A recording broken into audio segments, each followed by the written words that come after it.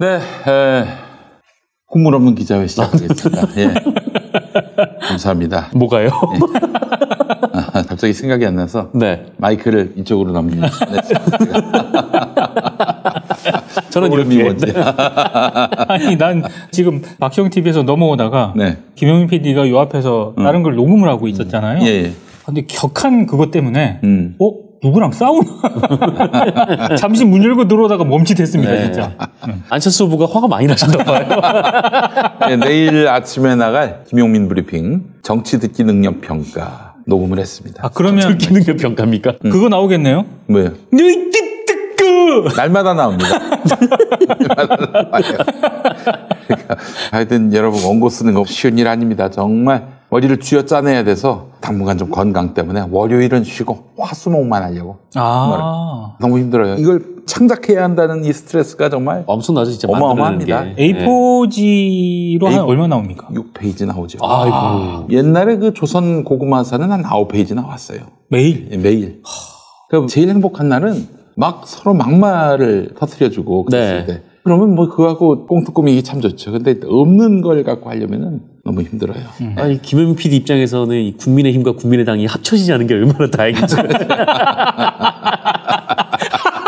예, 그래요. 순전히 방송적인 관점에서. 예. 네. 알겠습니다. 아이고, 참, 국물 없는 기자회도 여러분 참 많이 사랑해 주셔서 방송 2회 남겨놓고 있습니다. 2021년에. 네네. 저 두 분 다음 주까지 숙제를 내드리겠습니다. 올해 10대 뉴스. 아, 10대 뉴스. 이 지역의 10대 뉴스. 네. 같이 고민을 좀 해봤으면 좋겠습니다. 그래서 저희가 마지막 막주에 10대 뉴스를 좀 짚어보겠습니다. 지난해엔 못했습니다. 그냥 코로나 그렇죠. 때문에. 실력 아, 그러네. 때문에 지난해- 저희가 연말 결산을 못했습니다. 맞네. 네. 우리 김용민 PD하고 저하고 이제 같은 날 실력. 완전히 그냥 동시에 두 사람이 훅! 예.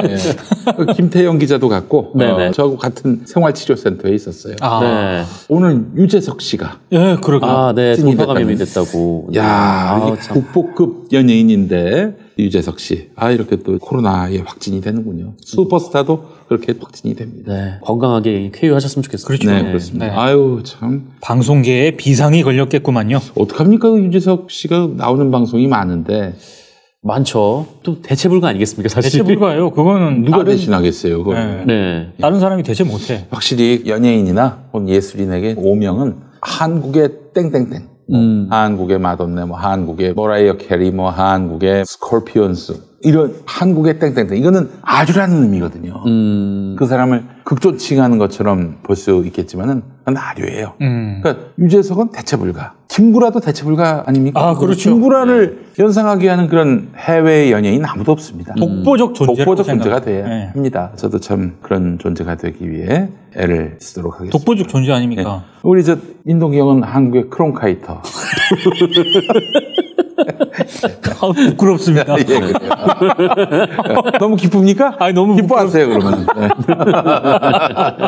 아, 저는 참 그래서 유재석 씨가 확진됐다는 소식을 접하면서 이런 생각이 들더라고요. 아유, 나는 지성방송에 나가질 않으니 이런 게 안 걸려서 참 다행이다.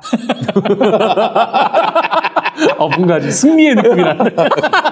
의문의 일승을 한 것 같은 느낌이 듭니다. 예, 그래요. 나갔다가 걸리면 얼마나 그게 참 네. 억울합니까? 예. 근데 참 안타깝게도 이제 작년에 걸렸을 때도 지상파에서 걸리시지는 않았어요. 아, 그러네. 네. 아무래도 박지희한테 걸린 것 같습니다. 2차 가해로 방송 출연이 모두 중단된 박지희한테 옮긴 것 같습니다. 네. 예. 그래. 거의 뭐, 네, 한국의 신천지. 네, 미리미디어. 그 미르미디어에서 방송계에 다 걸렸어요, 사람들이. 거기서 다 걸렸잖아요. 저도 거기서. 그래서 이제 미르미디어에서 다 걸려가지고 미르미디어가 면역 지대가 됐어요. 최초에. 그렇죠. 뭐라 그러죠? 예, 70%만 넘으면은 아, 그럼 뭐라 그러지? 갑자기 용어가 또 생각이 안 나요. 네. 네. 집단 면역. 아, 집단 면역. 네. 아, 집단 면역. 워낙 거기서 많이 걸려가지고. 그래요. 여러분 하여간 건강하시고 코로나는 좀 피합시다. 아무리 봐도 박지희인 것 같아. 본인은 아니라고 그러는데 박지희가 최초인 것 같아요, 느낌에. 박지희 씨도 이제 누군가에게 올맞다. 미리미디어에서 이렇게 주장을 하시는데 박지희 씨를 제외한 모든 사람들이 박지희 씨한테 올맞다. 네. 그래요. 미래의 슈퍼 전파자. 아유, 그래도 저는 정말 확진되고 나서 확진자의 모범을 보여야겠다 해서 카드. 전 모든 걸 다 카드로 결제하거든요. 아, 신용카드로. 신용카드로 간 것을 다 기록을 해가지고 방역기관에 제출했습니다. 빠짐없이. 주로 식당, 뷔페. 뷔페는 아니고 네. 편의점에서 소세지. 뭐. 저도 참 그때 방역당국에 동선을 신고하면서 그래도 다행이었다라고 생각한 게 유독 이제 그 기간 중에 하루에 3끼밖에 안 먹었습니다. 그래요. 알겠습니다. 용디의 새로운 도전 썬데이 용 8090 세대를 위한 라떼 월드를 열다. 썬데이 용 사건과 실화, 화제의 인물, 음악과 영화 모든 장르를 총망라한 썬데이 용 9월 5일 팟빵에서 공개됩니다. 썬데이 용 아이고 이거 구독해달라는 말을 깜빡했네. 썬데이 용이 구독 구독 부탁드립니다. 꿈을 없는 기자회 바로 시작하도록 하겠습니다. 오늘은 정상근 기자부터 한번 해볼까요? 저부터요? 네. 자 그러면 민동기. 아니요, 저 괜찮습니다. 예, 좋습니다. 예. 네네. 일단 오늘 준비한 소식은 중도일보. 중도일보 관련돼서 가져왔는데요. 중도일보. 그 대전에서 나오는 맞습니다. 중도일보죠? 네. 네네. 네. 대전에서 나오고 있고. 그 저기 뭐 대전에서 3대 일간지안에 들어갑니다. 중도일보. 대전일보, 중도일보. 이 충청권에서는 나름 큰 언론사입니다. 맞아요. 이게 지금 지역 언론에서 벌어진 일이어서 그런지 잘 알려지지 않았는데 최근 이제 중도일보에 눈에 띄는 기사가 하나 나왔어요. 이게 뭐냐면 지난주 금요일이니까 10일자 이면이었는데 여기에 중도일보에서 독자 여러분께 사과드립니다라는 글이 실렸습니다. 네. 그리고 내용은 이런데요. 지난 11월 8일에 부원건설이 대전시의원 등을 찾아가서 논란을 해명하는 자리에 중도일보 관계자가 대거 동석한 데 대해서 부적절했음을 인정하고 사과드린다. 네. 어디에? 다시 한번 말씀드리면 네. 부원건설이 대전시의원 등을 찾아가서 논란을 해명하는 자리에 중도일보 관계자가 대거 동석한 것은 부적절했음을 인정하고. 그래 도원건설은 또 뭐 하는 데야? 네, 부원건설이 이제 중도일보의 대주주. 그래요. 네, 그러니까 이제 중도일보의 대주주인 회사의 일인데 여기에 중도일보 언론사 관계자가 같이 갔다. 네. 그럼 사실 언론사 관계자가 가면은 위압감을 느끼죠. 위압감을 느끼죠. 또 네. 아무래도 시의원이라고 하면은 표를 받아야 되는 정치인 아니겠습니까? 그렇죠, 근데 그렇죠. 기자가 그것도 이제 충청 지역에서는 상당히 좀 규모가 있는 것으로 알려진 중도일보가 기자 그리고 언론사 간부를 대동하고 갔다면은 상당히 좀 압박감이 있었을 텐데. 글쎄 말이에요. 지금 이 건설사들이 저희 뭐 구문 없는 기자에서 뭐 늘 말씀드리지만 건설사들이 언론을 소유한 경우들이 굉장히 많고 특히 이제 지역 언론 같은 경우에는 건설사들이 상당히 좀 많이 보유를 하고 있어요. 왜냐하면 이제 건설사들은 관과 업무를 하는 경우들이 굉장히 좀 많고 그러다 보니까 이제 관과의 관계에서 건설사들이 보통 이제 을인데 언론 같은 경우에는 관과의 관계에 있어서 갑이라고 스스로 좀 생각을 하다 보니까 네, 이렇게 좀 언론사도 소유를 하고 하면서 이제 뭐 대관 업무에 좀 더 용이함을 이제 얻기 위해서 그런 경우들이 많은데 실제로 이 언론사를 소유한 건설사들이 성장 속도가 또 굉장히 좀 빠르다 이렇게 볼 수 있는 정황들이 좀 있습니다. 그래서 이 부원건설이 이제 충청 지역을 기반으로 한 건설사고 또 중도일보가 이제 충청 지역을 기반으로 하는 언론사인데 중도일보에서 나왔던 이 사과 글의 개요부터 좀 말씀을 드리면 네.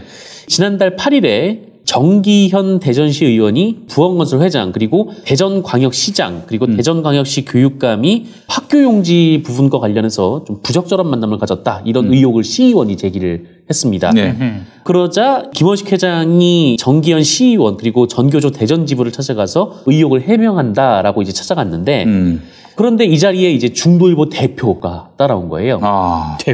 대표가 이 김원식 회장의 아들입니다. 아하. 네. 중도일보 대표가 이 건설사 회장의 이제 아들이고, 네. 그리고 이 유영돈 중도일보 사장 그리고 기자 1명 이렇게 셋이 중도일보 사람들이 이제 갔다라는 거죠. 그래서 아마 이 정기현 시의원으로서는 이것이 이제 상당한 압박이 됐을 거고, 압박이 됐겠지. 어마어마한 압박. 게다가 또 이전부터 이 중도일보 관련돼서 이제 지면 사유와도 상당한 논란이 있었는데 이 부원건설이 대전시 교육청에 학교용지를 강제 매수하게 해달라 이렇게 요청을 했는데 교육청이 이거를 불허했었거든요. 그래서 그 이후부터 중도일보가 이제 대전시 교육청을 속칭 까는 기사를 아이고. 네, 시리즈로 쭉 내보낸 거죠. 그래서 중도일보가 지난달 15일부터 22일까지 무려 7차례에 걸쳐서 신뢰도 최악, 대전 학교 설립 행정 이대로는 안 된다라는 주제로 기획 기사를 냈습니다. 사실 이 주제로 7번이나 기획 기사를 쓴다는 게 정말 놀랍긴 한데 어쨌든 이제 그렇게 기획 기사를 썼고요. 7번째쯤 되면은 이 새끼들 새끼들이에요. 쓸 말이 없으면은 진짜 아니 내가 봤을 때 7번이나 쓸 내용이 없을 것 같은데. 네. 아니 대전시 교육청의 문제점을 7번에 쓴 것도 아니고 학교 설립이 이렇게 하면 안 된다는 거를 아니, 어떻게 7번이나. 무슨 내용이지? 한번 읽어봐야겠다 진짜. 네, 어쨌든 그런 기획 기사를 이제 게재를 했습니다. 그래서 특히 이제 이 중에 하나의 보도에서는 이 지역의 이제 건설사들이 여러 가지 뭐 방안을 찾고 있지만 뭐 교육청은 아무것도 안 하고 있다 뭐 그런 취지에 완벽히 이제 부원건설의 심경을 대변하는 그런 기사까지 썼었어요. 그래서 보면은 이제 참 한심하죠. 상황이 참 한심한데 네. 여기까지는 이제 지역 언론에서 좀 일상적으로 벌어지고 있는 이 언론 사유화 이야기이고 이런 일들이 굉장히 좀 비일비재합니다. 사실 지역에서는 네, 정말 많은데 네. 그런데 제가 주목한 것은 이 이야기이기도 한데 그 다음에 벌어진 이야기도 지금 포함이 돼요. 뭐냐면 아까 말씀드렸듯이 중도일보가 금요일에 사과문을 발표를 했습니다. 여기에 이제 중도일보가 뭐라고 썼냐면 언론사의 소유와 운영은 철저히 분리되어야 하며 언론은 독립성을 생명으로 한다는 지적을 가슴 깊이 새기겠다. 이렇게 썼고요. 그리고 재발 방지를 위해서 제작 윤리 강령을 철저히 지켜나가고 또 공정보도를 위한 위원회 신설 그리고 편집과 독립을 상시 감독할 수 있는 구조적 시스템을 만들겠다. 이렇게 썼습니다. 이 정도면은 상당히 좀 솔직히 과오를 인정을 하고 앞으로 좀 개선해 나가겠다 이렇게 약속을 한 거라고 보는데 이 행위 자체는 매우 부적절하고 앞으로 또 이런 일이 또 발생할 것으로 보이지만 어쨌든 이 부적절한 행위를 인지하고 개선하려는 의지는 지면을 통해서 보여줬다. 이렇게 좀 보여지거든요. 네. 게다가 이제 중도일보가 이 사과문을 쓰고 그 밑에다가 한국기자협회 중도일보 지회 성명을 게재했어요. 이 기자협회에서 이렇게 또 푸시를 했었구나. 그런 느낌이 그렇죠. 드네. 네. 그러니까 이게 이 과정에서 어떤 일들이 있었냐면 일단 중도일보가 이렇게 지면을 사유화하고 그리고 이제 뭐 언론사 간부들 같이 대동해서 이제 그 건설사의 소원 수리를 위해서 움직이는 굉장히 좀 부적절한 행동을 하긴 했는데 이런 일이 딱 불거지자 내부에 있는 기자들, 그러니까 기자협회에서 일단 강하게 좀 문제 제기를 하고 나섰고, 그리고 이제 지역의 이제 민원련을 포함해서 지역의 언론사회 단체들이 굉장히 강하게 푸시를 했어요. 중도일보 앞에서 1인 시위를 하기도 하고. 네. 이게 좀 알려진 이슈였군요. 네, 지역에서는 좀 알려진 이슈였죠. 네, 굉장히 좀 논란이 됐던 이슈이기도 하고, 그러다 보니까 이제 중도일보 사측에서도 이 압력을 버티지 못한 겁니다. 그러니까 내부의 압력, 그리고 외부 시민사회 단체들의 압력이 좀 가해지면서 어떤 언론사에서 벌어진 문제들을 좀 이제 잡아내고 또 반성하고 해결해 나갈 수 있는 모멘텀이 된 거예요. 이 과정이 서울에서는 보기 드문 일이긴 한데 어쨌든 중도일보에서 벌어진 일이고 또 이제 중도일보가 이렇게 사과문을 쓰면서 한국기자협회 이제 중도일보 지회에 성명서도 게재를 했는데 이 한국기자협회 중도일보 지회에서도 중도일보가 이 경영진이 편집에 관여할 수 없다 이렇게 강하게 좀 선언을 했고 그리고 이 중도일보 경영진들을 향해서 기자들 그리고 독자들을 비롯해서 이 중도일보를 아끼고 성원해준 모든 분들에게 용서를 구해야 한다 이렇게 박아놨어요. 지면으로. 그러니까 뭐 생각 같아서는 이제 부원건설이 아예 이 중도일보에서 손을 다 떼고 사장이야 간부들이 싹 물러나는 게 맞다고 보기는 하는데 어쨌든 그 의도에 대해서는 뭐 동의는 하지만 그래도 이제 중도일보가 뭐 나름 좋은 방식으로 이 문제에 대해서 자기 스스로 반성을 했다라고 좀 생각은 들거든요. 네. 제가 이 건에 대해서 이렇게 주목하고 평가를 내리는 이유가 두 가지가 있는데 일단 첫 번째는 최근 서울신문의 모습이 좀 오버랩이 돼서 네. 거기는 좀 많이 이런 표현이 좀 그렇지만 거기도 건설사네 보니까 호반건설이 아니 그러니까 이제 중도일보도 네, 대주주가 그 건설사고 그쵸. 서울신문 최근에 호반건설 넘어갔고 그림이 딱 그려집니다. 네, 그렇습니다. 지금 이 서울신문도 처음에는 원래 이제 호반건설이 지분을 매입했을 때 호반건설의 이제 사유화를 막겠다면서 시리즈 기획 기사를 내기도 했었어요. 이 호반건설의 문제점에 대해서 어마어마했었어요. 서울신문. 네, 강하게 이제 뭐 선을 딱 그어 놓고 서울신문이 시작을 했던 건데 그런데 이 최근의 서울신문의 모습은 그냥 이 호반 신문으로서의 정체성을 받아들이려고 하는 거 아닌가라는 생각이, 그러니까 의심이 드는 그런 상황입니다. 제가 얼마 전에 이 서울신문 정치부장이 보직 해임됐다라는 소식을 전해드린 바 있는데, 그렇죠. 그리고 나서 이 서울신문 정치부장이었던 안동환 기자가 이 회사에 감사를 요청했다, 이 소식까지 전해드렸었어요. 네. 그리고 그 결과가 나왔는데 그 결과는 안동환 기자 정직 1개월로 결정이 됐습니다. 정직 1개월이면은 중징계예요. 중징계지. 입장에서는. 예. 월급도 안 주는. 그렇습니다. 뭐 월급도 안 주고. 근데 그 안동환 정치부장 얘기는 자기는 항명하거나 뭐 하극상 한 적이 없다라고 얘기했는데 사측에서는 편집국장 주장을 그대로 받아들인 모양이죠. 맞습니다. 황수정 편집국장이 안동환 기자가 기사 배치 문제로 하극상을 일으켰다 이렇게 주장을 했는데 안동환 기자는 윤석열 후보 관련 기사 문제로 의견 갈등이 있었다, 좀 이런 뉘앙스로 입장을 밝힌 바 있어요. 그리고 나서 이제 자신의 해임 과정이 납득이 안 된다라면서 안동환 기자가 감사를 요청을 했는데 이 감사 결과는 공개가 안 되고 안동환 기자가 정직 1개월의 징계를 받았다, 이것만 공개가 된 상황입니다. 그리고 이제 징계 사유가 어떤 거였냐면 이 안동환 기자가 SNS에 황수정 편집국장에 대한 비방을 했다, 이런 이유였어요. 네. 그러면서 이 사실이 확인되지 않은 게시물을 대외적으로 유포했기 때문에 회사의 명예를 훼손했다라고 밝혔는데, 사실 저는 좀 이 표현이 웃겼던 게 사실이 확인되지 않은 게시물이라고 하는 게 저는 좀 웃겼거든요. 왜냐면 안동환 기자가 어디서 들은 얘기를 한 게 아니라 본인 얘기잖아. 자기가 겪은 일을 한 거잖아요. 그렇죠. 그래서 이게 만약에 사실이 아니다라고 얘기를 하려고 한다면 사실과 다른 얘기, 그러니까 사실이 아닌 얘기를 했다, 거짓말을 했다, 이렇게 얘기를 하는 게 좀 자연스러운 표현인데 확인되지 않은 얘기를 했다라고 얘기를 했단 말이죠. 이게 좀 표현이 재밌고 약간 좀 황당한 면이 있었고, 그 다음에 이 서울신문 측에서 이제 징계 결과에 대해서 얘기를 한 거 보면 황수정 편집국장과 안동환 기자의 주장이 서로 엇갈린다라는 대목도 나옵니다. 그러니까 서로 겪은 얘기를 엇갈리게 진술을 하는데 그런데 서울신문은 징계를 했다. 징계를 했어요. 라는 거예요. 편들어준 거지. 네. 더욱이 이 두 사람의 말 모두 입증할 수 있는 객관적인 자료가 없다라고 했거든요. 근데 징계를? 그런데 이제 한 명만 징계를 한 거죠. 이제 아마 대외적으로 이 이야기를 언론에 흘린, 기자협회 등 언론에 흘린 안동환 정치부장이 괘씸하다 이렇게 판단한 것 같고, 근데 그것만일까 하는 생각이 듭니다. 지금 안팎에 들리는 소문에 의하면은, 아시잖아, 우리 너 이름이 뭐니? 민동기입니다.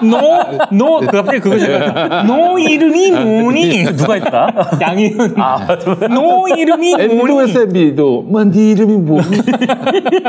아니야, 정상근 기자가 취재를 해서 아시겠습니다만은 지금 들리는 소문, 정치권에 들리는 소문은 이재명 후보를 공격하라, 뭐 이런 취지로 뭔가 이제 사내 분위기가 만들어지고 있는데 여기에 항명을 한 거 아니냐, 안동환 정치부장이. 그런 소문들이 지금 언론가에서 돌고 있습니다. 이 안동환 정치부장이 했던 얘기는 윤석열 후보가 그 5.18 관련돼서 전두환 망언을 한 것에 대해서 사과를 했었잖아요. 그 기사 관련돼서 이제 황수정 편집국장에게 전화를 받고 약간 좀 의견 충돌이 있었다라고 얘기를 했거든요. 그래서 이 부분이 이제 자기가 마치 이제 좀 정치부장에서 내려오게 된 그런 계기가 아닌가, 뭐 그런 뉘앙스의 얘기들이 있었는데, 네. 그렇다면은 아무래도 뭐랄까, 이제 안동환 정치부장의 주장이 사실이라면은 윤석열 후보에 대해서 좀 뭐라고 할까요? 기사를 좀 잘 쓰라는 그런 지시가 있지 않았을까? 좀 이런저런 좀 의심이 되는 그런 상황인 거죠. 그러니까 단정을 할 수 없지만. 네, 단정을 할 수 없지만. 요즘 서울신문의 기사를 쭉 보지 않습니까? 제가. 조금 이상기류가 느껴집니다. 네. 네. 어쨌든 뭐 그런 상황이고, 근데 아까도 말씀드렸듯이 이제 황수정 편집국장하고 이 안동환 기자의 주장이 서로 엇갈리고 또 각자의 말이 또 증명할 수 있는 객관적인 증거가 없음에도 불구하고 황수정 국장의 주장만 받아들여서 징계를 했던 거고, 그리고 이 과정에서 더 주목되는 거는 이 징계를 노조가 받아들였다. 받아들였어요? 라는 거예요. 노조가요? 네. 그러니까 아까 제가 중도일보 얘기를 하면서 이런저런 사측에 굉장히 좀 부적절한 행위가 있었지만 어쨌든 거기에 대해서 이제 기자협회가 딱 문제를 제기하고 여기에 좀 안에서 내부에 이제 투쟁을 좀 해왔던 그런 부분들이 결국 이제 지면을 통해서 이 부적절한 행위에 대한 공식적인 사과, 그리고 중도일보는 그래도 기자협회가 살아있구나라는 또 다른 이제 신뢰로 이어질 수 있는 그런 초석을 닦은 거라고 보거든요. 근데 이런 징계에 대해서 이 서울신문 노조가 이제 받아들였다라는 게 저는 좀 문제가 더 크다라는 거죠. 김중배 다이아몬드가 너무 좋은 분들이네. 이 징계위원회에 노조위원장이 참석을 했습니다. 그리고 서울신문에 따르면 징계위원 전원의 의견이 일치했다라고 나와 있어요. 이제 그 말은 이제 노조도 동의를 했다라는 거고요. 그리고 이번에 이제 서울신문이 노조위원장을 새로 선출을 하는데 이번에 이제 광고국 소속의 직원이 노조위원장으로 출마를 했더라고요. 그리고 이 내부에서는 그러니까 서울신문 내부에서는 친호반 인사로 분류가 된다. 라는 이제 평가가 나오고 있습니다. 이제 실제로 서울신문 우리사주조합이 이제 호반건설에 대해서 굉장히 좀 비토를 하지 않았었습니까? 그때 이 내부에 이제 우리사주조합을 비판하는 글을 이제 상당수 올린 사람으로 그렇게 알려져 있는데. 그러니까 왜 호반을 이렇게 무시하냐? 왜 호반이 들어오려고 하는 걸 막느냐? 뭐 이런 식으로 이제. 뭐 그런 식으로 했는지 아니면은. 뭐 그런 논조로 보이는 혹은 뭐 그쪽으로 유도하는 그런 글을 썼던 사람으로 분류가 되는 모양이군요. 그러니까 뭐 우리가 뭐 어떻게 이걸 책임지려고 이렇게 무조건 맡기만 하느냐 뭐 그런 식으로 주장을 했을 어떻게 할 건데 기재부가 우리 서울신문 지분 팔면 어쩔 건데 우리 사주조합이 돈 모아가지고 그 지분을 살 수 있을 것 같아? 뭐 그런 식의 글을 쓴 것 같네요, 보니까. 네, 뭐 그런 식의 글을 쓴 것 같은데, 뭐 어쨌든, 물론 좀 더 지켜봐야 되고, 뭐 사람은 다뤄낼 수 없습니다만, 어쨌든 뭐 서울신문은 이 호반신문의 사유화 움직임에 좀 계속 뒤로 물러나고 있는 형국이어서, 이 점이 좀 중도일보와 딱 비교가 된다라는 생각이 들고, 그리고 또 하나로 들었던 생각은 이번 기자협회장 선거를 보면서 좀 느꼈던 거거든요. 그러니까 저번에도 그렇고, 그러니까 저번에는 그래도 좀 그런 얘기가 있었는데, 사실 이번에 이제 중도일보 기자협회에서 이렇게 나서서 싸우고, 또 여기에 그 과정에서 또 이제 중도일보 지면에 또 부적절한 행위에 대해서 사과하는 일련의 과정들을 보면서, 이 기자들, 그러니까 기자협회라는 조직이 이렇게 맞서 싸워야 되는 상대가 물론 이제 뭐 정치권의 압력이 될 수도 있고, 외부의 압력이 될 수도 있고, 또 여러 가지 문제가 있을 수도 있지만, 내부의 모순에 대해서도 좀 치열하게 싸우는 모습을 기자협회라는 조직이 많이 잃어버린 거 아닌가라는 생각이 좀 들었어요. 기자협회는 물론이고 노조도 많이 잃어버렸죠. 싸운다면 노조가 싸워야 되는데 노조가 그렇게 물렁이면은 뭐 앞으로 그 안에 싸울 사람이 없지. 그리고 또 얼마 전에 이제 포항 MBC에서 굉장히 논란이 있지 않았습니까? 그때 네네. 포스코에서 광고를 끝내 어쩌네 이렇게 하면서 사실상 굉장히 좀 압박을 가했는데 지금도 포항 MBC 노조에서는 산재 기사를 계속 올리고 또 여기에 대해서 빨리 이제 기사를 내라라고 보도국을 좀 압박을 하고 있는 그렇게 좀 살아있는 조직들이 있어요. 근데 거기에 비해서 뭐 우리나라의 기자들이 여기저기서 뭐 언론 탄압을 한다, 뭐 언론을 무시한다, 뭐 이렇게 얘기를 하고 있는데 사실 언론의 신뢰를 많이 잃어버리게 된 게 언론사들의 문제들도 있지만 요새 최근에 좀 많은 분들이 갖는 의구심은 과연 기자들은 거기서 자유로운가에 대한 거거든요. 어쨌든 기사를 쓰는 건 이제 기자들이고 또 이 기자들이 쓴 기사가 사실상 이제 커뮤니티를 베껴 쓴 보도라든지 누군가의 사생활을 뭐 의도적으로 막 해가지고 뭐 그거를 전시하는 식의 방식이라든지 이런 좀 논란의 부분들이 굉장히 많은데 과거에 이제 기자들이 많은 분들에게 뭐 박수도 받고 그랬던 거는 뭐 이런 일이 있었을 때 그러니까 저널리즘에 좀 맞지 않는 일이 있었을 때 혹은 이제 MB 정부 때 이제 사정과 싸우는 그 과정에서 내부에서 열심히 좀 싸웠기 때문에 많은 분들이 좀 박수를 쳐줬다 뭐 이렇게 좀 생각이 드는데 그렇죠. 최근에는 이 내부와 싸울 생각을 잘 안 하는 것 같다. 그런 모습이 잘 안 보인다라는 생각이 들어서 굉장히 중도일보의 이런 행위가 좀 부적절하다는 데는 이해는 하지만 어쨌든 이 기자협회의 움직임은 좀 반갑더라고요. 그렇지. 근데 지금 이제 기자협회장 선거를 하는데 이번에 이제 김동훈 현재 협회장이 한 번 더 출마를 하셨더라고요. 한결에. 네. 한 번 더 출마를 하셨는데 단독 출마던데요? 네. 이분의 공약 중에 이제 기자의 날을 국경일로 하겠다라는 공약이 있어요. 더 일을 열심히 해야 되는 거 아닙니까? 양님 아주 정말 웃기는 양반이에요, 진짜. 기자의 날을 국경일로? 아니, 대한민국에서 국가기념일. 네. 국가기념일이나 뭐나 하여튼 뭐 그거를 아니, 아이고, 기자의 날을 국가가 왜 기념을 합니까? 한국의 언론 신뢰도 가진 그런 거를 좀 생각하고 말씀을 하셔야 되지 않을까? 아니, 기자들한테만 동의를 얻으면은 기자들한테만 점수 따면 된다는 발상인 것 같은데 기자협회가 그런 이익단체였습니까? 그것도 뭐 직능단체예요? 예. 그렇게 바뀐 지 좀 된 것 같습니다. 그러니까 이게 사실은 기자협회는 기자란 직업을 갖고 있는 사람들의 어떤 권익을 대변하는 그 차원을 넘어서서 온 국민에게 기자가 신뢰를 얻을 수 있도록 파수꾼 역할도 해주는 그런 곳이거든요. 언론사를 향해서 꾸짖을 수 있고 그런 아주 독특하고 특수한 그런 단체입니다. 기자협회가 사실은 그런 기능을 또 수행하고 있는 거 아니겠습니까? 그렇죠. 예. 그러니까 그런 약간 좀 허무맹랑한 공약들이 있는 반면에 내부에서 이제 기자협회 조직을 어떻게 추스려서 좀 포털 환경에서 벌이고 있는 이 언론사들의 좀 어이없는 행태들과 어떻게 싸울지에 대해서는 아무런 얘기가 없더라고요. 그래서 그런 것들이 상당히 좀 아쉽고 그러니까 기자들이 왜 점점 신뢰를 잃어가는지 알 수 있을 것 같다는 그런 느낌? 네. 그런 점에서 이 중도일보 기자협회의 이런 행동들이 반갑기도 하고 또 지금의 이제 서울신문이라든지 기자협회의 이 선거를 둘러싼 일들도 좀 아쉽다라는 생각이 좀 들어서 이 뉴스를 좀 근데 서울신문 관련해가지고 최근에 상징적인 사건이 하나 있었어요. 어떤 사건이? 아까 정상근 기자가 얘기했던 호반건설이 대주주로 들어오려고 했을 때 서울신문 그때 기자들이 연재기획 형식으로 해가지고 호반건설의 문제점을 기획기사로 거의 그랬죠. 때려버렸거든요. 그게 최근까지 호반건설 문제점이라는 어떤 그런 카테고리로 분류가 돼가지고 서울신문 홈페이지에 별도로 분류가 돼 있었어요. 아, 네네. 그거 없어졌어요. 없어졌어요? 네. 없어졌어요. 지웠어요? 없어졌어요. 그 뭘 의미하겠어요, 이게? 기사 쓴 사람들은 반발해야 되는 거 아닙니까? 반발해야 되는데 제가 아까 이 관련 내용을 미디어스가 썼는데 황수정 편집국장의 해명이 저로서는 좀 납득이 안 갑니다. 카테고리 삭제는 잘 모르겠고 호반건설 기사는 그대로 있다. 그래서 카테고리 삭제 여부를 편집국장이 잘 모른다는 뜻이냐? 미디어스 기자가 이렇게 물어요. 여기에 대해서 황수정 편집국장 하는 얘기가 그게 중요하냐? 기사 다 살아있다. 이렇게 얘기하거든요. 근데 저는 이렇게 말씀을 드리고 싶습니다. 중요합니다. 중요하죠. 네. 카테고리를 별도로 분리해는 메인에서 별도로 분리해내는 게 얼마나 그 상징적인 의미가 있는데요. 계속 호반건설은 선을 긋고 있는 거죠. 그렇죠. 여기까지 해볼까? 어느 선에서 과연 서울신문이 저항을 할까? 계속 이제 선을 긋는 거예요. 근데 그러니까 중도일보처럼 기자들이 이건 아니다라고 들이받는 상황이고 아니 기사를 삭제하는 행위가 이게 간단한 문제입니까? 간단한 문제는 아니죠. 그러니까 카테고리를 삭제하고 기사는 삭제하지 않았다는 건데 근데 이 카테고리를 삭제함으로써 선을 그었는데 그렇죠. 여기서 아무 행동도 없다라고 하면은 뭐 장기적으로 기사 삭제까지 하지 않겠어요? 그렇게 의심할 수밖에 없는 아니 그게 의심이 될 수 있는 부분인데 그런 행위를 함으로써 의심을 받을 여지가 있는 건데 그렇죠. 그 행위를 왜 해요? 도리어 더 그런 것들은 살려둬야지. 그거 몇이나 보겠어. 사실은 살려둔다고 한들. 그게 상징적인 의미거든요. 아이고 점점 이렇게 넘어가는군요. 그러고 보면 지금 정상근 기자가 쭉 얘기해 준 거 보면 오히려 정말 우리의 주된 관심에서 벗어나 있지만 그래도 내부에서 들이받고 이건 아니다라고 싸우는 쪽은 지역 언론들이 많네요. 오히려 지금 서울에 있는 언론사들이 이렇게 지금 제가 봤을 때 서울신문은 약간 지리멸렬하게 무너지고 있거든요. 네. 참 이렇게 또 무너지나 너무 안타깝습니다. 사실은. 그래도 서울신문이 나름대로 기획재정부 지분이 있어서였는지 좀 적당히 했었어요.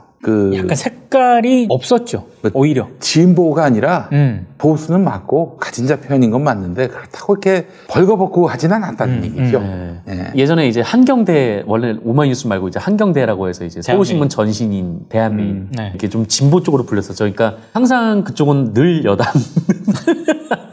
여당이 바뀔 뿐 거기는 바뀌지 않는 그런 형태였는데 굉장히 좀 뭐랄까요? 하여튼 이 사주에게 뭔가 넘어감으로써 점점 이렇게 서울신문 기사들을 보시면은 굉장히 좀 요새 이상한 기사들이 많다. 오히려 문화일보보다 더 이상한데? 라는 그런 제목과 내용들의 기사들이 좀 상당히 많이 보입니다, 요새.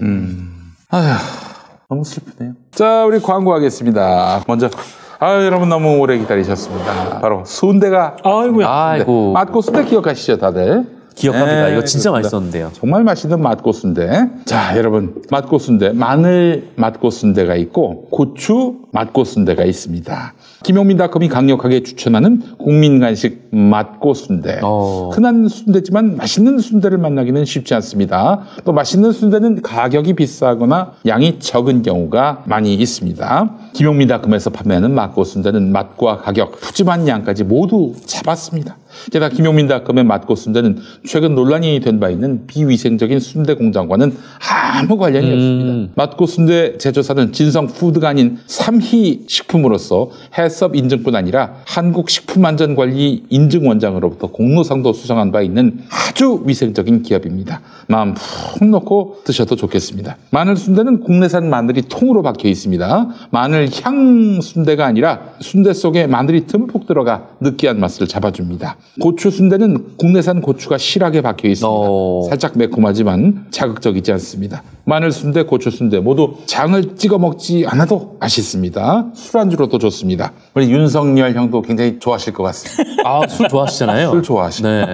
근데 주당이 보기에 우리 성열이 형의 그 어떤 음주의 그 행태 어떻게 보세요? 저분은 정말 술을 좋아하는 게 느껴집니다. 그래요? 네. 술에는 진심이 있습니까? 저는 찐이라고 봅니다. 찐이라. 네. 저분은 아마 매일 술을 드실 것이다. 그래서 제가 지난번 강원도, 이따가 또 얘기하겠습니다만 강원도 간담회 하는 행사에서 사진만 찍고 간 것도 상에 술이 없었기 때문에 상에 술이 있었으면 남았을 거예요. 틀림없이. 난 믿어 의심치 않습니다. 아마 저희 국물 없는 기자회에 이 막고순대와 술잔만 하나 있으면 여기도 오시지 않을까? 그럼. 네. 그래요. 가격은 단돈 5,000원입니다. 최근 주문 폭주 때문에 준비된 상품이 조기에 소진될 수가 있습니다. 지금 바로 김용민닷컴에서 맛있고 위생적이면서도 가격은 압도적으로 저렴한 막고순대를 만나보시기 바랍니다. 순대 한 팩만 시켜도 김용민닷컴의 배송비는 무료입니다. 자, 한번 먹어보겠습니다. 아유, 제가 좋아하는 마늘 순대. 여기 진짜 마늘이 그냥 들어가 있어요. 네. 아우, 너무 맛있다. 아유, 정말. 이 순대는 진짜 식어도 맛있네요. 네. 지금 많이 식었어요, 여러분. 식어서 더 맛있는 것 같아요. 이거는 소주하고 같이 먹어야. 그렇죠. 아, 그렇죠. 네. 아, 우리 성렬이 형은 정말 술에 있어서는 진심입니다. 아주 그냥 눈이 반짝반짝해요, 사실. 네. 거의 진짜 매일 술을 드시는 것 같던데. 그렇게 술을 좋아하시면 어떡하나, 건강이. 사실 나도 몇 차례 얘기했지만은 정말 내가 미워하는 사람, 도저히 앞으로는 대화도 하고 싶지 않은 사람. 네. 심지어 내가 저 아내한테 내가 일찍 죽으면은 장례식장에 아무개 오면은 절대 들여보내지 말라고 얘기한 사람이 한 7명 있어요. 근데 그 7명이라 할지라도 나한테 지금 신라 호텔 뷔페를 사겠다. 아, 그럼 이제 심적 갈등을 많이 느낄 것 같아요. 신라 호텔 뷔페는 잘 나옵니까? 아, 형님 안 가봤구나? 기가 막혀. 제주도요? 그럼 쓰러져. 제주도 말고 서울. 아, 서울. 전 제주도 그 신라 호텔 뷔페를 한번 가봤는데 딱 한 번 제주도는 가봤는데 고기가 종류별로. 아유, 근데 서울은 다 한번 가본 사람들이 그렇게 이거라고 얘기는 하는데 진짜로 그렇게 좋나 싶어서. 코로나 좀 가라지면 가봐야겠네요. 그 7명이 누구냐고 묻는 사람들이 있습니다. 네. 저는 이렇게 생각했습니다. 7명밖에 안 되나? 아니, 꼭 오지 말아야 돼서. 꼭 오지 말아야 돼서. 오지도 않을 거야, 내가 죽어도. 아니, 어떻게 식어도 이렇게 맛있지? 사실 순대를 정말 좋아하는데 그때 그 진성식품 파동 때문에 믿고 먹을 순대가 좀 없어가지고. 맞아요. 네. 근데 여기는 이제 이건 생마늘이 아니라 익힌 마늘이네, 이건. 익힌 마늘. 네. 생마늘일 수가 없지, 사실은. 근데 순대를 다 쪄놓고 거기다가 생마늘을 넣을 수는 없는 거 아니야? 그렇죠. 오는 길에 썩어 있잖아요. 한 분이 마셨습니다. 김장환 목사. 김장환 목사가 이제 구순이거든. 내가 그분보다 먼저 그러면 안 되죠. 그러면 안 되지. 큰일 나지. 갈 수도 있어요. 왜냐면은 예전에 이제 유명한 후배 목사가 있는데 김장환 목사의 후배 중에 그 양반이 굉장히 일도 잘했고 지금도 그 대형 교회를 이끌고 있어요. 비교적 좋아하는 분인데 그 양반이 딴 데로 담임 목사로 가겠다고 하니 그 김장환 목사가 붙잡았대. 네. 자네, 내가 후임자로 자네를 생각하고 있는데 내 밑에서 부목사라고. 목사님 뭐라고 했냐면은 저보다 목사님이 더 오래 사실 것 같아요. 아직 구순인데 지금 극동방송을 아직도. 아니, 방송도 하시잖아요. 방송도 해. 네. 여기 고추순대는 진짜 맛있네요. 네. 고추순대가. 네, 진짜 마늘 순대도 맛있지만. 고추순대 내가 정말 아무것도 없고. 네. 오로지 고추순대 한 줄만으로 한 끼 식사를 끊어버렸어요. 아니, 진짜 딱 고추순대 먹을 때 그 매운맛이 기분 좋게 매운맛 있잖아요. 네. 예, 다 퍼지니까 진짜 좋네, 진짜. 내일 당장 소풍을 간다면 김밥 한 줄이 아니라 고추순대 한 줄이. 그러니까. 저기 뭐 저것도 필요 없어요. 간이고 뭐 이런 여러 부속품. 없습니다. 부속물 필요 없어. 네. 소금도 필요 없어요, 이거는. 네. 고추순대는 진짜 맛있네요. 이게 순대가 아무리 맛있어도 많이 먹다 보면은 약간 느끼함이 올라오거든요. 물리죠. 근데 이게 고추순대는 이게 적절하게 매운맛이 딱 퍼지니까 이게 단점이 하나 있네. 계속 들어갈 수 있구만, 이게.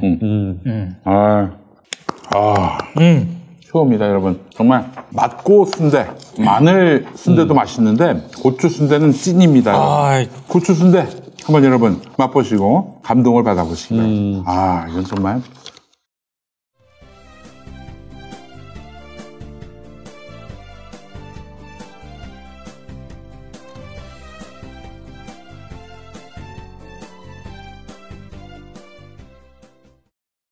자, 다음 이야기 있습니다. 네, 좀 가볍고 재밌는 얘기를 하나 소개시켜드리려고 하는데요. 네. 미디어오늘에 아주 재밌는 기사가 실렸더라고요. 저번 주 이야기이긴 한데 서울시청을 출입하는 기자단 일진 기자들 사이에서 다툼이 있었다. 그래요? 네, 라고 하더라고요. 그러니까 물론 뭐 치고받고 뭐 이런 수준은 아니고. 일진이라면은 좀 어느 정도 레벨입니까? 그 언론사 기자들 중에서. 서울시청 일진이면은. 그 연배가 좀 돼요. 그렇죠. 네. 뭐 연배가 높은 기자들이 있거나 아니면 이제. 만약에 거기를 거치면 다음은 뭐가 되는 거예요? 사회부장 되는 겁니까? 보통 이제 사회부 부장 되겠죠. 그렇죠. 일단 뭐 사회부장 쪽으로 좀 잘 나가는 일진이라면 아니면 뭐 언론사마다 다른데 서울시청 일진이어도 한 15, 16년 차 기자가 인 경우도 있습니다. 그렇지. 네. 아니 뭐 저기 통상은 서울시 경찰청에 이른바 캡으로 불리는 사람이 다음 사회부장이 되는 경우도 많이 있고 그런데 주로 이제 시경이나 이런 쪽이 파워가 좀 세긴 하죠. 그렇죠. 캡들은 이제 한참 일할 그렇죠. 막바지까지 일하고 이제 데스크로 넘어가는 그렇죠. 과정에 있는 분들이 이제 하는 경우들이 많고 시청은 약간 좀 흔히 말하는 월러급. 왜냐면 여기가 이렇게 뭐 주요 출입 부서는 아니거든요. 약간 좀 연배가 진짜 많으신 분들이 일진으로 들어가 있는 경우가 많습니다. 네, 어쨌든 뭐 그런데 이 일진 기자들 사이에서 이제 다툼이 있었다. 네. 왜냐하면 이유는 크리스마스 트리 때문입니다. 또 뭔 소리야? 트리를 뭐 서로 차지하겠다고 그런 겁니까? 이게 서울시청에서 이제 기자실에 크리스마스 트리를 설치했던 모양이에요. 네네. 이걸 왜 설치하는지 모르겠는데. 근데 어쨌든 크리스마스 트리를 설치를 했는데 어느 기자가 이거를 항의를 한 모양이죠. 왜 여기다가 크리스마스 트리를 갖다 놓느냐. 그래서 이제 서울시가 이걸 치웠던 것 같아요. 그런데 치우고 나서 얼마 안 있다가 헤럴드 경제 기자가 단톡방에 이제 글을 올립니다. 이 트리 누가 치웠냐? 네, 글을 올려요. 예. 그러면서 이제 기자단의 간사한테 이 틀이 왜 없어졌는지 배경을 알려달라 이렇게 이제 요구를 합니다. 그러자 이제 내일신문 기자가 간사인데 대변인실에 물어보니까 어느 기자분이 치워달라고 얘기를 해서 치운 모양이다 이렇게 이제 설명을 했어요. 근데 그렇게 그냥 넘어가면 되는 문제잖아요. 네. 네. 근데 헤럴드 경제 기자가 이제 그냥 안 넘어간 거죠. 그래서 기자단 간사한테 그렇게 두루뭉술 얘기하지 말고 기사 쓰듯이 설명하라 이렇게 요구를 야 이거는 그건데 거의 싸우자. 네. 데스크도 아니고. 어우, 그 진짜 야마 돌겠네. 야마 돌죠. 근데 뭐 어쨌든 간사하고 싸운 건 아니고. 그러면서 이제 헤럴드 경제 기자가 뭐라고 했냐면 나는 이 크리스마스 트리에 반짝이는 불을 보면서 한 해를 보내는 아쉬움. 그리고 새해를 맞이하는 마음가짐을 다잡는데 대체 이걸 누가 치웠냐? 네. 자존심 싸움이네. 뭐 다 알지 않겠어요? 누가 치우라고 했고 그랬는지 알 거 아니야. 그렇죠. 예. 어쨌든 돈 들여 만든 것이 하루아침에 사라졌는데 그 이유를 설명해달라 이렇게 얘기를 한 거죠. 그랬더니 이제 아까 말씀하신 대로 결국 이제 민원을 제기했던 기자가 등장을 합니다. 그 민원을 제기했던 기자는 불교. 네. 불교 방송 기자예요. 네. 불교 방송 기자가 이제 나타나서 아니 대변인실이 이제 기자단의 동의 없이 임의로 설치를 했는데 이게 좀 종교 편향 좀 차고 뭐 이렇게 좀 판단을 해서 이제 본인이 치워달라라고 얘기를 했다. 야 크리스마스 트리를 보면서 종교 편향을 떠올렸다고? 어쨌든 그렇게 얘기를 합니다. 그러면서 이제 관공서 내에 그것도 이제 기자실 내에 동의도 없이 국민의 세금으로 특정 종교의 상징물 설치해서 차별을 유발하고 불편을 유발해서는 안 된다. 이렇게 얘기를 합니다. 네. 저는 딴 건 다 모르겠는데 왜 세금으로 저렇게 트리를 기자실에 갖다 놓지라는 데는 동의를 하거든요. 밖에 서울시청에 되게 큰 트리 만들어놨잖아요. 그것도 이제 기독교계가 만든 거예요. 네. 네. 뭐 어쨌든 이제 부처님 오신 날에는 그 등을 걸 수도 있고. 아니 그 부처님 오신 날에는 그 등 해가지고 기자를 앞에다 딱 등 걸어놓고. 이제 개신교계가 먼저 하니까 불교계가 또 이제 따라서 한 거지. 네. 네. 아니 근데 집무 그 기자실에 공간이 모자란데 트리 세우는 건 안 되죠. 네. 그거는 부적절하고 그리고 사실은 실제로 미국에서도 기독교의 문화권 국가 아닙니까? 거기서도 종교 편향 시비가 일어가지고 가급적이면은 개신교라 할지라도 해피 뉴 이어라고 안 하는 걸로 알고 있어요. 종교 편향 표현을 좀 바꾸기 위해서. 근데 어쨌든 이렇게 좀 불교 방송에서 기자가 딱 나와가지고 이제 내가 그랬다 이렇게 얘기를 했으면은 보통 이 정도에서 끝날 만한데 이 헤럴드 경제 기자가 물러서진 않습니다. 아 집요해? 네, 물러서진 않고 독단적 행위를 한데 용납이 안 된다 이렇게 네, 얘기를 하면서 민주주의는 여론이 있는데 나는 설치를 원하는데 그런 대변인실은 설치해 줄 거냐 뭐 이런 식으로. 그 양반은 기독교인인가요? 그러면서 뭐라고 했냐면 나도 절에 다닌다라고 얘기했어요. 그래요? 네. 그렇게 뭐 자기가 이제 그렇게 주장을 한 거죠. 근데 이렇게 헤럴드 경제 기자가 좀 과도하게 좀 나가니까 내부에서도 아니 굳이 여기 설치를 할 필요도 없는데 한 명이 뭐 불편하면 치우는 게 맞지 않나 좀 이렇게 좀 동조하는 분들이 생기는데 그럼에도 불구하고 이 헤럴드 경제 기자가 이제 멈추지 않고 내일 바로 또 원위치 시켜놓으라. 본인 의견이 마음에 안 드시면 총회 소집을 요구한다. 이렇게 얘기를 했어요. 그리고 마지막에 결론이 참 코미디인데 기자단이 이 사안을 투표로 결정하기로 합니다. 네. 그리고 투표 결과 트리의 존치가 결정이 났어요. 대신 이제 이 간사가 운영의 묘를 살려서 기자실 안쪽이 아니라 기자실 바로 이제 앞에 복도 거기다가 이제 설치하는 걸로. 야, 정말 놀고들 계신다 진짜. 갑자기 그 생각이 드네요. 기사를 그렇게 열심히 쓰실까? 그러니까요. 진짜 좀 한심하죠. 아니 얼마나 할 일이 없으면 이 트리를 가지고 이 난리를 피우는 건가 라는 생각이 들기도 하고, 아니 그리고 또 서울시는 대체 왜 굳이 그 안에다가 트리를 설치한 건가? 예산이 남았나? 그러게요. 아니 뭐 그리고 이제 빼면 뺀 거지, 또 기자들이 투표를 결정했다고 해서 서울시가 그걸 또 설치를 해줘야 됩니까? 그것도 이상하지 않아요? 그러니까 서울시가 자기들이 결정을 해서 설치하는 건 모르겠는데 저희 기자단에서 우리 트리를 다시 설치하기로 했습니다. 그러면 서울시가 설치를 해줘야 돼요? 그것도 좀 이상하잖아요. 네. 이게 또 무슨 갑질이냐는 거죠. 그래서 이게 참 이 출입처 제도라는 게 정말 한심하고 완전 좀 비웃음거리가 되는 제도가 되어가고 있다. 참 이제 트리 문제 하나 가지고 이제 투표까지 하는 좀 황당한 상까지 벌어지고 생각이 있는데. 듭니다. 기자단 없애야겠네요. 그러니까요. 뭐 하는 겁니까 이게 지금? 지금 기자단이 뭐가 필요 있나? 사실 이 정도면 좀 귀여운 편이죠. 근데 진짜 뭐 다른 매체 기자들이 들어오지 못하게 막고 또 자기들끼리 뭐 기사 담합하는 거 보면은 이 정도 뭐 귀여운 수준이긴 한데.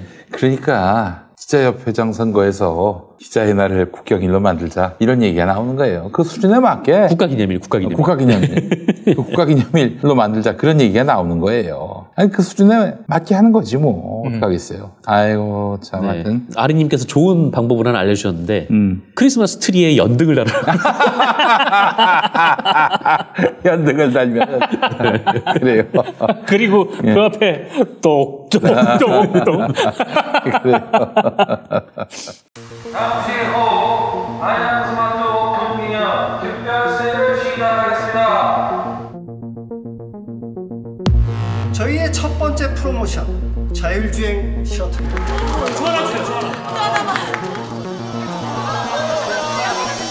이번 달 야심차게 준비한 프로모션 제품들입니다.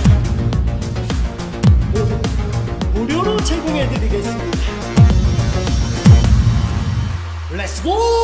아니 예전에 최양락 씨가 MBC 라디오에서도 개그 콘테스트를 한 적이 있었는데 그게 1기였대요. 네. MBC도 개그맨을 많이 배출했는데 MBC 개그 콘테스트의 원조가 MBC 라디오 개그 콘테스트인데 거기 그랑프리를 딴 사람이 바로 이제 최양락 씨인데 거기 이제 대상은 아니고 최양락 씨 말고 다른 어떤 분이 굉장히 그 히트를 친 게 하나 있었는데 기독교와 불교를 결합한 거예요.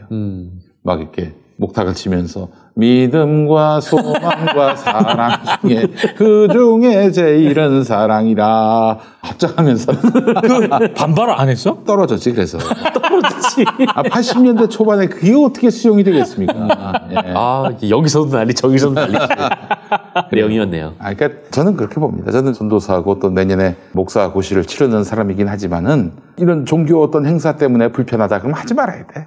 종교다원 국가 아니겠습니까? 우리나라가. 그렇죠? 이 종교 저 종교가 다 공존하고 있는데 내 종교의 일 때문에 불편하다 그러면 하지 말아야지. 난 그런 입장입니다. 예를 들어서 예전에 축구에서 세레모니 하면 막 무릎 꿇고 기도하는 거 거기 불편하다 하지 않아도 돼. 우리 주님께서 꼭 그걸 보셔야 기뻐하시겠어? 그난 그렇게 공존한 하나님이라고 생각하진 않아요. 맞지 않습니까? 주님께서 치맥 한잔 하시면서 보고 계시거든요. 예전에 그런 개그가 있었습니다. 어떤 나쁜 놈이 있었는데 너무 입이 걸어. 당구장에서 탁 했는데 안 맞은 거야. 안 맞았어. 이런 식빵! 이런 발 족도 안 맞네 그랬다고. 그래서 그걸 지켜본 사람이 폭력 전과가 있는 사람이고 또 늘 그렇게 주변에 그 이웃들 삥 뜯는 사람인데 그거를 안 어떤 장모님이 보고 기도하신 거야. 주님 저 새끼 좀 혼 좀 내주세요. 막 기도를 했는데 갑자기 벼락이 내리더니 이 양반이 기도한 사람이 맞아가지고 돌아가셨어. 하늘에서 들리는 소리. 아이 씨가 존나 안 맞네.